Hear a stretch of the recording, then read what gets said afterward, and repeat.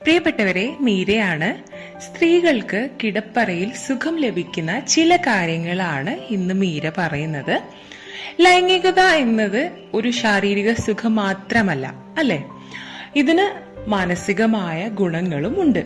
പ്രത്യേകിച്ച് ദമ്പതിമാർക്കിടയിലെ സെക്സ് അവരെ ശാരീരികമായി മാത്രമല്ല മാനസികമായി കൂടി അടുപ്പിക്കുന്ന ഒന്നാണ്, അല്ലെ? അങ്ങനെ തോന്നിയിട്ടുണ്ടോ? പിന്നെ അതുപോലെ തന്നെ മറ്റൊരു കാര്യമാണ്, ബന്ധപ്പെടുമ്പോ സ്ത്രീക്കും പുരുഷനും സുഖങ്ങൾ വ്യത്യാസപ്പെട്ടിരിക്കും. ശ്രദ്ധിച്ചിട്ടില്ലേ? പുരുഷന്റെ രീതികളായിരിക്കില്ല സ്ത്രീകൾക്ക് സുഖം നൽകുന്നത്. പുരുഷൻ ആഗ്രഹിക്കുന്നതായിരിക്കില്ല സ്ത്രീ ആഗ്രഹിക്കുന്നത്, അല്ലെ? ഇനിയിപ്പോ പുരുഷന് സുഖം ലഭിക്കുന്ന രീതികൾ ചെയ്താൽ സ്ത്രീക്ക് സുഖം ലഭിക്കണമെന്നില്ല, അല്ലെ? ഈ കാര്യങ്ങളൊക്കെ അറിഞ്ഞു വേണം നമ്മൾ ഒരു പരിപാടിക്ക് നിൽക്കാൻ, അല്ലെങ്കിൽ രണ്ടുപേർക്കും ഇടയിൽ അത് വലിയൊരു പ്രശ്നം തന്നെ അയക്കാം.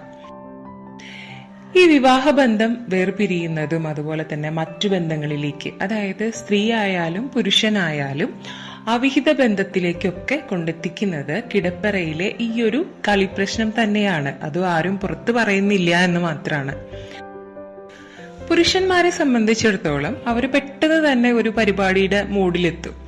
പെണ്ണിന്റെ സംസാരം കൊണ്ടോ അല്ലെങ്കിൽ ഇടപഴകൽ കൊണ്ടോ ഒരു തൊടലും പിടിക്കലൊക്കെ കൊണ്ട് തന്നെ ആണുങ്ങള് ആ ഒരു മൂഡിൽ പെട്ടെന്ന് എത്തും. അതുപോലെ തന്നെയാണ് പരിപാടി സമയത്തും അവർക്ക് പെട്ടെന്ന് തന്നെ രതിസുഖം കിട്ടുകയും ചെയ്യും. എന്നാൽ ഇത് വെച്ച് നോക്കുമ്പോൾ സ്ത്രീകൾക്ക് ആ ഒരു മൂഡിലെത്തുന്നത് വളരെ പതുക്കെ ആയിരിക്കും. അതുപോലെ തന്നെ അവർക്ക് സുഖം കിട്ടുവാനും സമയമെടുക്കും. ഈ ഒരു കാരണം കൊണ്ട് തന്നെയാണ് പല പുരുഷന്മാരെയും വലിയ രീതിയിൽ അലട്ടുന്ന ഒരു പ്രശ്നമാണ് തന്റെ പങ്കാളിയെ ശരിയായ രീതിയിൽ തൃപ്തിപ്പെടുത്താൻ കഴിയുന്നില്ല, അവർക്ക് സുഖം കൊടുക്കാൻ തന്നെ കൊണ്ട് പറ്റുന്നില്ല എന്നൊക്കെ. ഇതുപോലെ തന്നെ സ്ത്രീകളെയും അലട്ടുന്നുണ്ടാവും. എന്താണെന്നറിയോ? എനിക്ക് സുഖം കിട്ടുന്നില്ലല്ലോ എന്ന കാര്യം കൊണ്ട്. എന്നാലേ സ്ത്രീക്ക് കളിക്കുമ്പോൾ സുഖം ലഭിക്കാൻ ചെയ്യേണ്ട ചില പ്രത്യേക കാര്യങ്ങളുണ്ട്. എന്താണെന്നറിയാമോ? സുഖം ലഭിക്കുന്ന കാര്യത്തില് സമയദൈർഘ്യം ഏറെ പ്രധാനമാണ്. എന്നിരുന്നാലും ഏറെ നേരം ചെയ്തതുകൊണ്ട് സുഖം ലഭിക്കണമെന്നില്ല. മാത്രമല്ല, സ്ത്രീക്ക് സുഖം കിട്ടാൻ ഒരുപാട് നേരം സെക്സ് ചെയ്യണം എന്നുമില്ല. ചിലപ്പോ ഏതാനും സെക്കൻഡുകളൊക്കെ മതിയാവും. ഇതൊക്കെ ഓരോരുത്തരുടെ ഭാഗ്യം പോലെ ആയിരിക്കും, അല്ലെ? അപ്പൊ മെയിൻ പരിപാടിക്ക് മുമ്പുള്ള, അതായത് കയറ്റി അടിക്കുന്നതിന് മുമ്പുള്ള ബാഹ്യ കലാപരിപാടികൾ ഉണ്ടല്ലോ, ലാളനകളൊക്കെ, സ്ത്രീയെ സംബന്ധിച്ചിടത്തോളം ഏറെ പ്രധാനപ്പെട്ടതാണ് ഇത്. അതുപോലെ തന്നെ ഇങ്ങനെ ചെയ്യുന്നത് അവരുടെ പൂവിൽ നിന്നും തേനൊലിക്കാനൊക്കെ സഹായിക്കും. ഇത് സ്ത്രീകൾക്ക് നിങ്ങളുടെ വീരനെ കയറ്റുന്ന സമയത്ത് ഉണ്ടാകുന്ന വേദനയൊക്കെ ഇല്ലാതാക്കി സുഖകരമായ പരിപാടിക്ക് സഹായകമാവുകയും ചെയ്യും.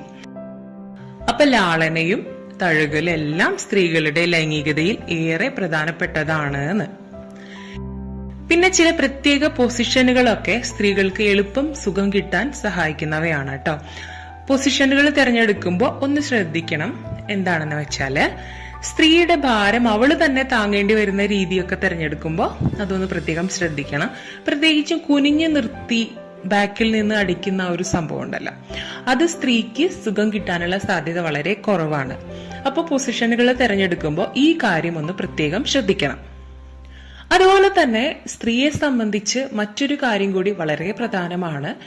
എന്താണെന്ന് വെച്ചാല്, കളിക്ക് മുമ്പുള്ള ലാളനകളെ പോലെ തന്നെ പ്രധാനപ്പെട്ടതാണ് കളി കഴിഞ്ഞുള്ള ലാളനകളും. അല്ലാതെ കളി കഴിഞ്ഞു കഴിഞ്ഞാൽ തിരിഞ്ഞു കിടക്കുന്ന പുരുഷ പ്രകൃതം, അങ്ങനെ അല്ലാത്ത പുരുഷന്മാരും ഉണ്ട് കേട്ടോ. കളിക്ക് ശേഷവും ഉമ്മയും ഒക്കെ വെച്ചിട്ട് കെട്ടിപ്പിടിച്ച് കിടക്കുന്നവരും ഉണ്ട്. പലരും ഓർക്കാതെ ചെയ്യുന്ന ഒരു കാര്യമാണിത്, ഈ തിരിഞ്ഞുകിടത്തി. പൊതുവെ ക്ഷീണിക്കുമ്പോ പെട്ടെന്ന് മറ്റൊന്നും ശ്രദ്ധിക്കാതെ ഉറങ്ങിപ്പോകുന്നതാണ് പലരും. അപ്പൊ അത്തരത്തിലുള്ള തിരിഞ്ഞുകിടത്തം ഇഷ്ടപ്പെടുന്നവർ ആയിരിക്കില്ല പൊതുവെ സ്ത്രീകളെല്ലാവരും.